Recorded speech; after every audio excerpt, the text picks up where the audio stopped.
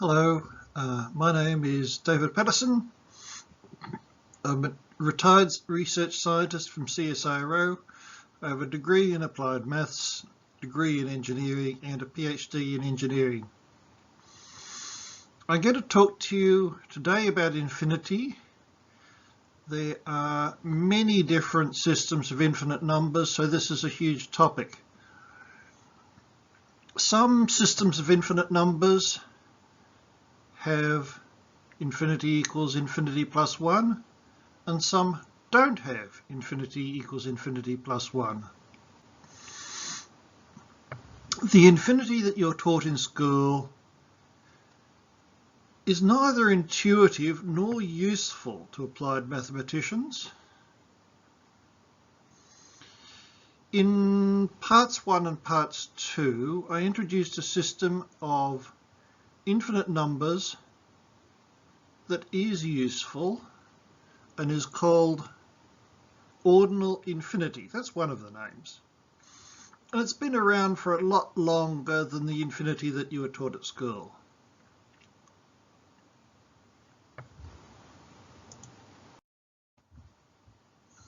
Don't panic. I'm not assuming that you have a knowledge of complex numbers. I'm not assuming that you even know what a series is or what divergence is. Of the previous parts of this talk, the only prerequisite to this is part 3, and if you missed that, don't worry, I'll cover the same material again. A knowledge of the word sequence will be a help.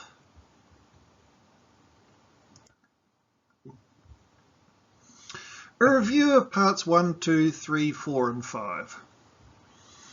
In part 1, I introduce ordinal infinity, which is written using the Greek omega, which has the property of both being the last letter of the alphabet, hence suitable for infinity, and being the bottom half of the normal infinity symbol.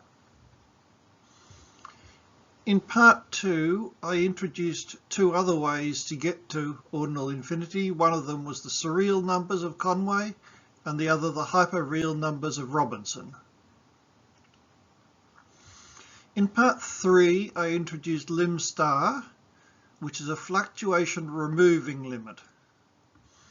Split any function, f of x, into a mean part plus a pure fluctuation, f dash of x, and define the limit as the limit at infinity equals the mean value at infinity, rejecting the fluctuation. Part 4 was applications of infinity in quantum mechanics. Part 5 was applications of infinity in computer programming. With part 6, this is the end of the applications. If I get around to writing them, part 7 will be resolving paradoxes which have grown up around the infinity. And part 8 will deal with the original topic, which infinity, as it investigates the different types of systems of infinite numbers.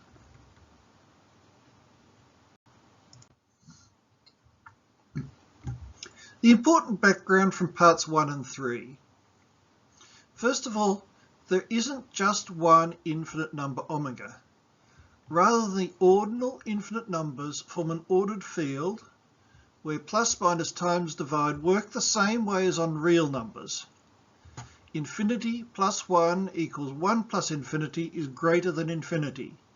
Infinity times 0 equals 0. E to the power omega is an infinite number.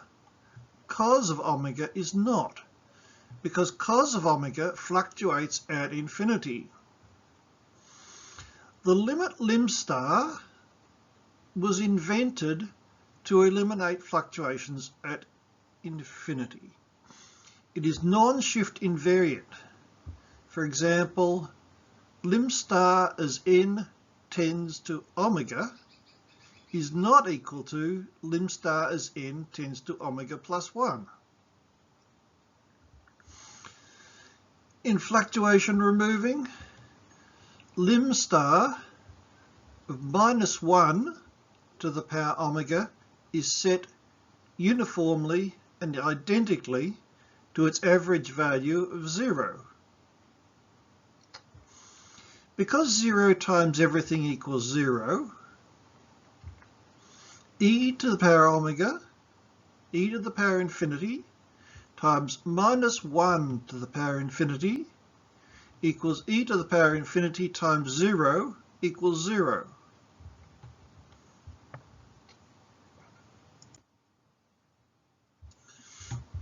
What is a divergent series? There are two types.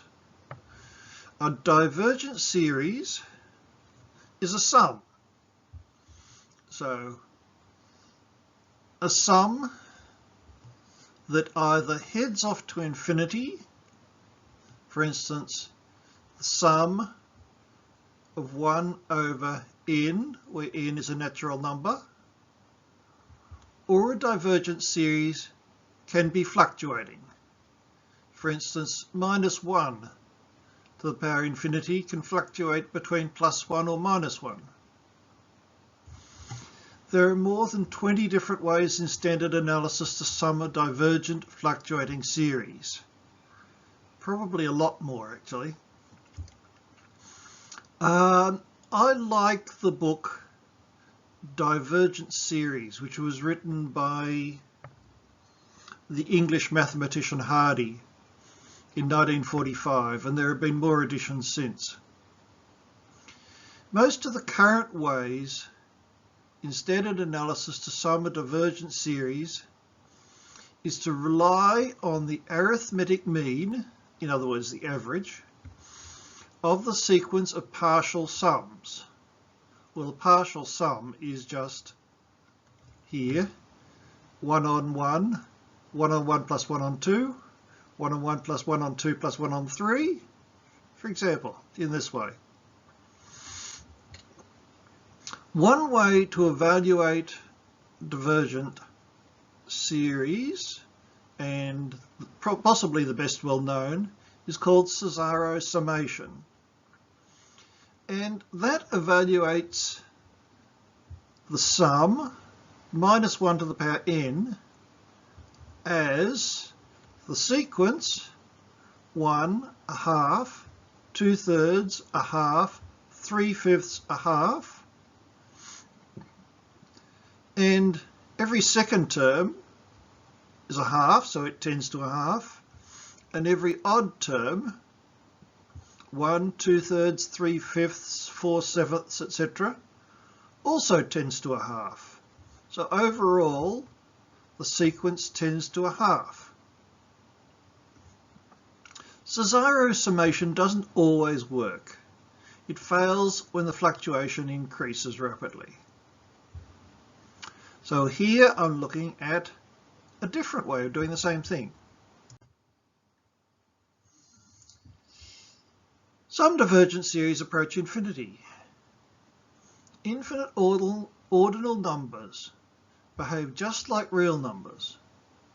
Robinson has proved that every theorem on the real numbers is also true for the hyperreal numbers. Hyperreal numbers being a type of infinite ordinal number.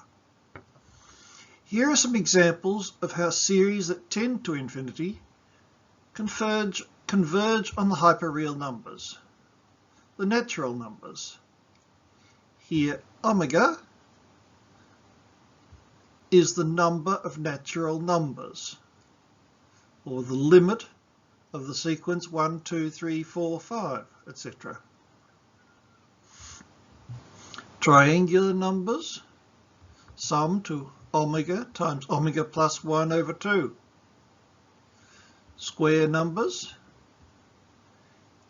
end up as, surprise, surprise, omega squared. Harmonic series, that's the sum of 1 on the natural numbers, equals, this constant is called the Euler-Mascheroni constant. plus a term which is log of infinity, plus 1 on 2 infinity, plus to order 1 on infinity squared. So what we have here is the largest term is log omega. The second largest term is the constant, and the other terms are infinitesimals. In this system of infinity, infinitesimals exist. This slide is really cramped, so I'll take it slowly. Grandy's series dates from the year 1701. A half is equal to 1 minus 1 plus 1 minus 1 plus 1, etc. Leonhard Euler wrote about the next series in the mid-18th century. A quarter equals 1 minus 2 plus 3 minus 4 plus 5, etc. Gottfried Leibniz wrote about the following series in the year 1673. 1/3 equals 1 minus 2 plus 4 minus 8 plus 16 minus 32, etc. An important thing here to know is that with ordinal infinity, which I'm talking about here, we cannot infinitely rearrange the terms of a series. If we infinitely rearrange the terms of a series, then that destroys the order necessary for ordinal infinity.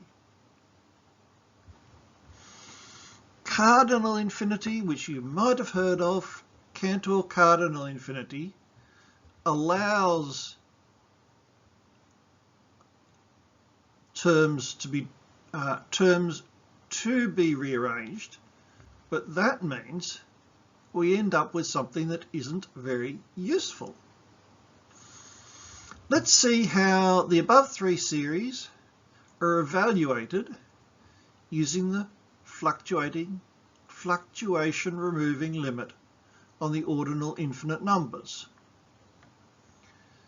1 minus 1. Well, 1 is 1. 1 minus 1 is 0. 1 minus 1 plus 1 is 1. 1 minus 1 plus 1 minus 1 is 0. These are known as partial sums, and this is how a series is converted into a sequence. So whenever I evaluate a series, I'm actually evaluating the limit of a sequence. Now this sequence can be written as a half minus a half times minus 1 to the power omega. Minus 1 to the power omega is a pure fluctuation and can be is 0, so it can be removed. So the sum of the series is a half. The series that Euler wrote about evaluates as 1 minus 1 as this sequence. 2 minus 2, 3 minus 3, 4 minus 4, which can be written as a quarter plus a quarter times 3 minus 5, 7 minus 9, 11, etc. Now you'll notice here I have not rearranged the terms of the series. This is still exactly the same sequence order as in the original series. And that then evaluates as a quarter minus a quarter times 2 omega plus 1. So that's 2 times 1 plus 1, 2 times 2 plus 1, 2 times 3 plus 1, 2 times 4 plus 1, times minus 1 to the power omega. Minus 1 to the omega, pure fluctuation, which is 0. An infinite number times 0 equals 0. So the whole sequence evaluates as a quarter, which is exactly what had been decided back in the mid-18th century.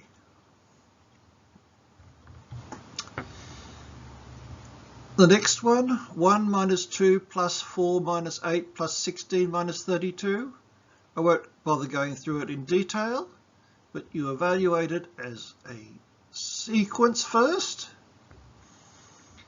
then simplify the sequence and write the limit down as 1/3 plus 1/3 times 2 to the power omega minus 1 to the omega.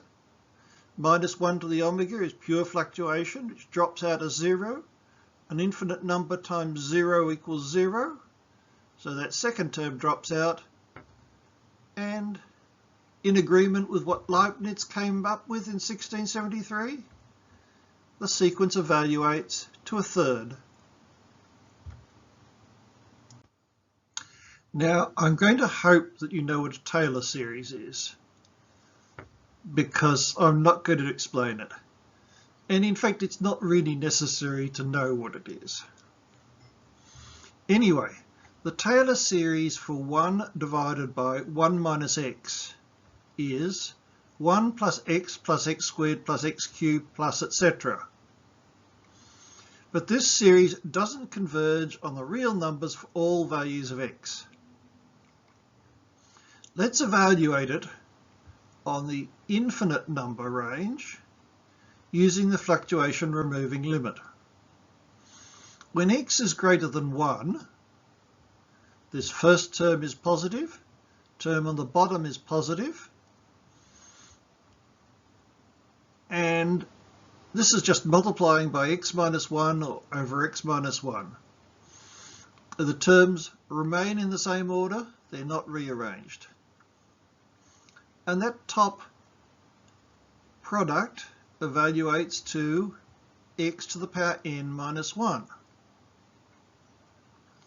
So evaluating the limit as n tends to infinity, we get minus 1 over x minus 1, which is the same as 1 over 1 minus x, plus 1 over x minus 1 times x to the power omega, which equals the classical result, 1 on 1 minus x, plus an infinite correction. So the real part of the sum of this series is the classical result. When x equals 1,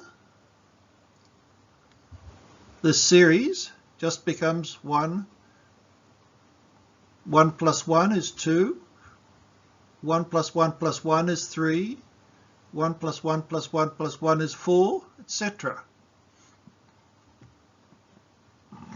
And this sequence specifies the specific infinite number omega. Notice that the infinite number omega is not equal to 1 divided by 0, so it's not equal to 1 divided by 1 minus 1. The incompatibility here is because the Taylor series is not exact. Even though this is infinite and this is infinite, there is an infinite correction needed to translate one into the other. Okay, going down, we started with x greater than 1, x equals 1, x less than 1. Again, we multiply top and bottom by the same number, calculate it out, and we get 1 over 1 minus x, which is positive, minus a correction which is now infinitesimal. And the reason is, if x is less than 1, and x to the power infinity approaches 0. With the ordinal infinite numbers, it is not exactly 0, because an infinitesimal is still larger than 0. So I got the classical result minus an infinitesimal correction.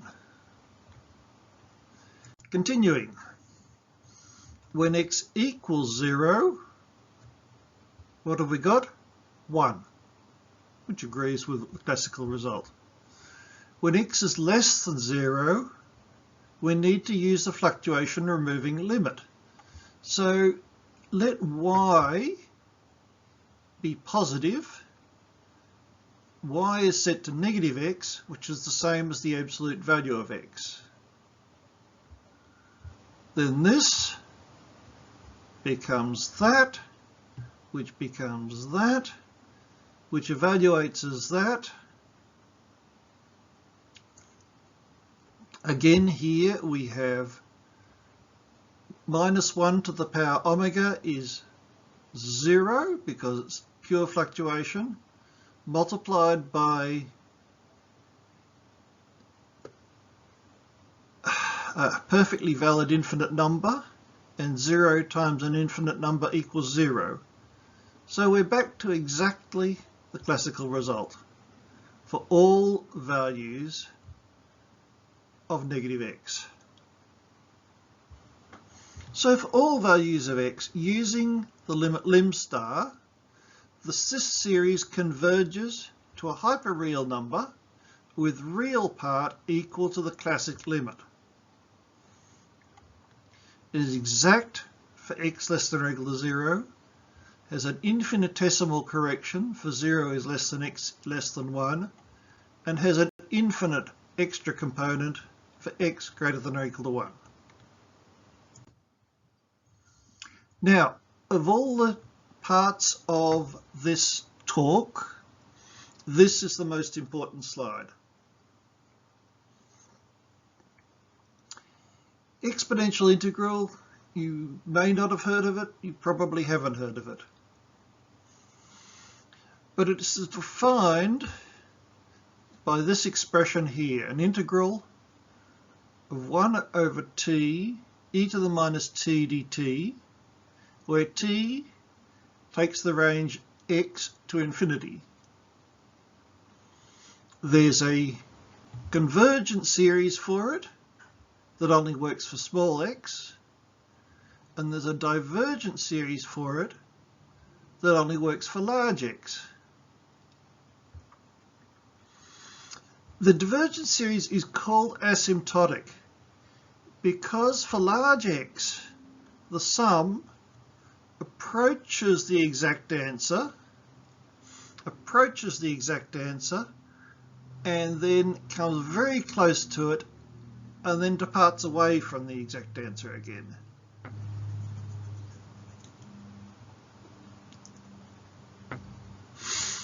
For x equals 1, this series is, well, the little tilde symbol here means asymptotic series. Okay, you don't need to know that. For x equals 1, substitute 1 in there. The series is 1 minus 1 plus 2 minus 2 times 3 plus 2 times 3 times 4 minus 2 times 3 times 4 times 5 plus 2 times 3 times 4 times 5 times 6, etc. Now the new way to evaluate this is first to evaluate sums of a finite number of terms, which is absolutely standard. And we want to find the average value. But instead of trying to find the average value correctly, we guess the answer and then see how good it is. And the result is then that we're able to do a one-dimensional, unconstrained optimization to find the best answer. This is a applied mathematics solution to a pure mathematics problem. So, at left is the result for the series, and what we're plotting here is the error divided by the last term for up to 50 terms in the series, And the value for x equals 1, after 50 terms, the error is in excess of a quadrillion times in error. Okay, but we still get a smooth curve for the best answer.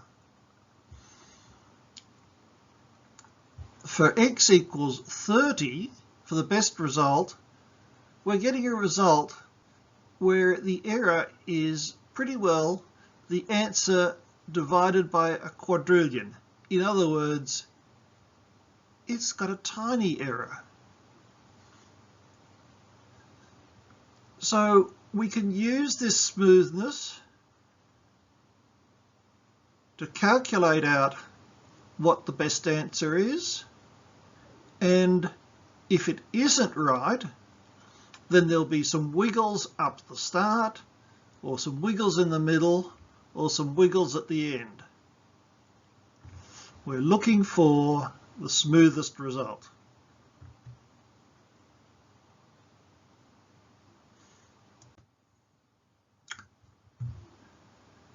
Do I need to say that that last method is new? So far as I know. All right, now not all fluctuations are periodic, like cos or like -1 to the power n. An example which isn't periodic is the prime counting function. This is the number of primes less than or equal to some number x. It is confusingly written as pi of x. Nothing to do with the number pi. It was conjectured as early as the end of the 18th century that the average value at large x equals the average value at large n, say, equals n on log n. And when n tends to infinity, that tends to infinity on log infinity, plus smaller terms. This happens very often, where the infinite limit has a leading term, omega on log omega, plus smaller terms. I use the phrase leading term limit for the dominant part of the limit. A random sequence, like a fluctuating deterministic sequence, does not have a unique value at infinity. The fluctuation removing limit lim star also needs to remove random fluctuations. For example, let n01 be a normal distribution with mean 0 and standard deviation 1. Let x be a random element from that distribution. Then the series, which is the sum of random variables, is a random walk. The mean value, well, the mean value is 0 for the first one. The mean value of two normal distributions added together is also 0. And the mean value for three normal distributions added together is also 0, etc. So the infinite limit has the mean value of all of these distributions added together, which is 0.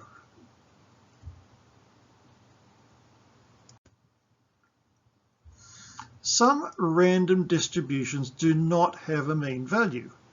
By that I mean that they don't have a mean value on the real number line. They will have a mean value on the hyperreals, on ordinal infinity, on the field of ordinal infinite numbers. An example is the following. Let xn be a random number in the range 0 to pi on 2.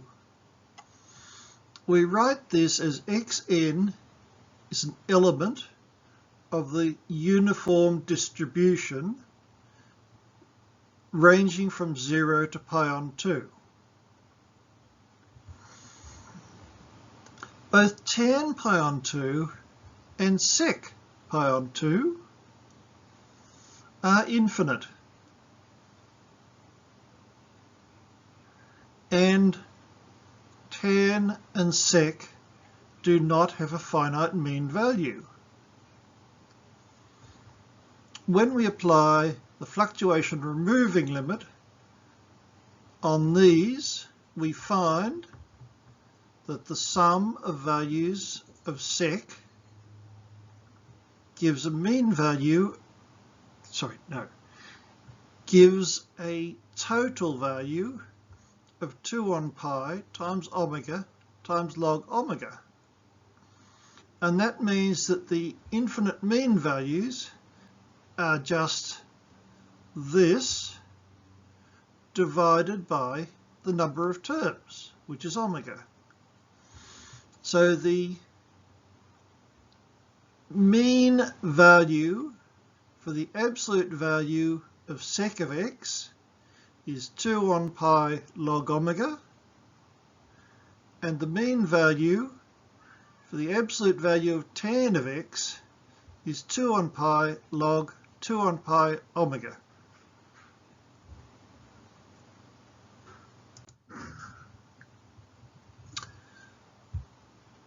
The logistic map and the Henon map are strange attractors that generate chaos.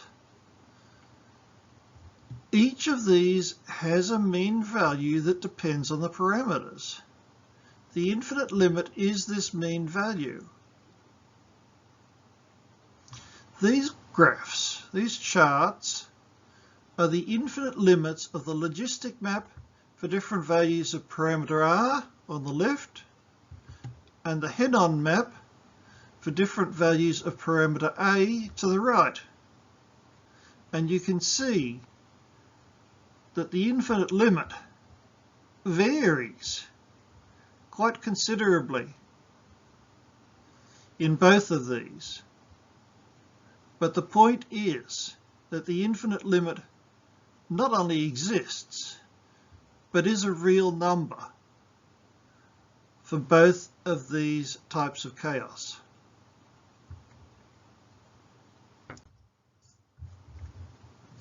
And that brings us to the end of this talk. Many divergent series that tend to infinity converge on the infinite ordinal field of numbers.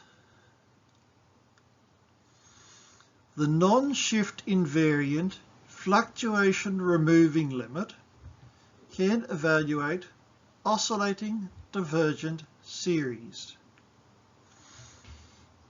The use of the arithmetic mean of partial sums, in other words, turning the series into a sequence, ensures compatibility with other methods of evaluating divergent series, and there are lots of other methods, and all of them have problems. All the series that I tested converge on the hyperreal numbers, on the ordinal infinite numbers, and that includes some series that don't have a finite arithmetic mean, and some that are random and chaotic. Essentially, with ordinal infinite numbers and this limit, all series converge. I didn't find any series that didn't converge. The next talk will, I hope, be about